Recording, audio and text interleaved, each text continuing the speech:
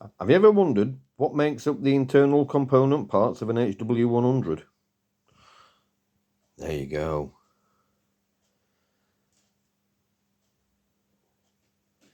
So you've got your cylinder.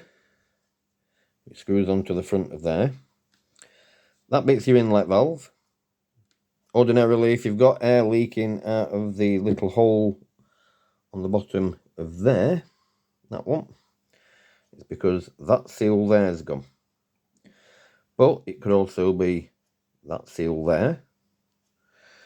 It could be either the piston seal or the piston sleeve seal, or that O-ring there that seals the bottom of the brass bit onto the top of there.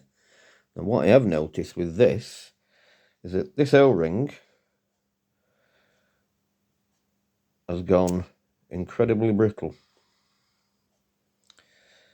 Now this is what happens when you don't do regular seal changes on your rifle. Basically, the O-rings turn into plastic. Hence the reason why this rifle was leaking. So if you change the seal on there and it's still leaking, you're looking at doing the whole lot, because this is what happens.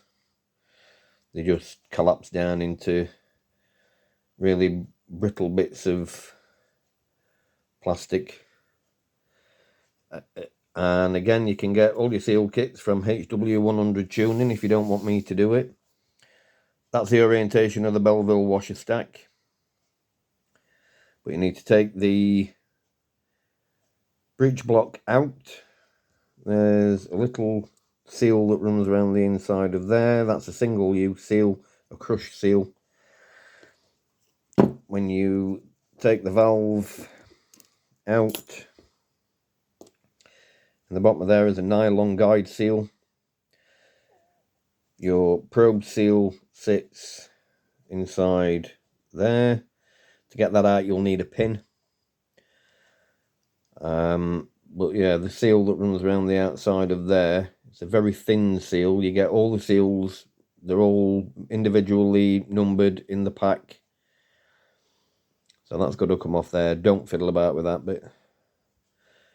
When you unscrew these, there's quite a lot of pressure behind them when you unscrew the two bolts. So put your thumb over the top, undo the two bolts carefully and equally until it pops up, and then you can withdraw it from the inside of there. So all this will go into the parts cleaner. Make sure that it's all nice and clean. We've also got to take that out there. That's where I put my reg tester gauge into. There's a seal and a ball bearing underneath there. The ball bearings can be a pain to get out, but if you locate the hole that's inside there with a shortish Allen key, you can push the ball bearing out, because they are quite tight. But if you have any questions, or if you want to have a go yourself and you don't want me to do it, by all means, give me a shout.